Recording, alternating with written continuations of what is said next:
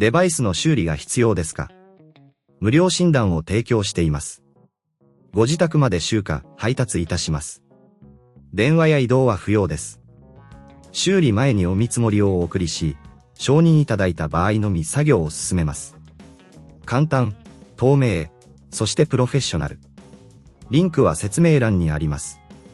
まず、作業を始める前に必要な工具を用意しましょう。プラスドライバー、トルクスドライバー、静電気防止手袋、そして新しいハードディスクが必要です。これらの工具を用意したら、ノートパソコンを完全にシャットダウンし、電源アダプターを外してください。次に、ノートパソコンの裏面にあるネジを外します。これにはプラスドライバーを使用します。ネジを外す際は、どのネジがどの位置にあったかわかるように注意してください。外したネジは、小さな容器に入れておくと良いでしょう。裏カバーを外したら、ハードディスクにアクセスできます。ハードディスクは通常、金属のフレームに固定されています。トルクスドライバーを使って、ハードディスクを固定しているネジを外します。この時、ハードディスクが損傷しないように、慎重に作業を進めてください。ハードディスクを取り外したら、内部を清掃することをお勧めします。エアダスターや柔らかいブラシを使って、内部のホコリやゴミを取り除きます。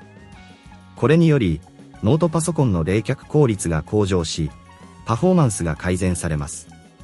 新しいハードディスクを取り付ける際は、元のハードディスクと同じ位置にしっかりと固定します。ネジを締めるときは、締めすぎないように注意しましょう。これでハードディスクの交換が完了です。もし、この作業が難しいと感じる場合は、私たちの義務のない専門診断サービスをご利用いただけます。また、ご自宅での集荷と配達サービスも提供していることを覚えておいてください。電話不要、移動不要で、手軽にご依頼いただけます。修理前の見積もりも提供しておりますので、安心してお任せください。最後に、裏カバーを元に戻し、外したネジをすべて締めます。これで作業は完了です。ノートパソコンを再起動して、新しいハードディスクが正しく認識されていることを確認しましょう。問題が発生した場合は、専門的なサポートを受けることをお勧めします。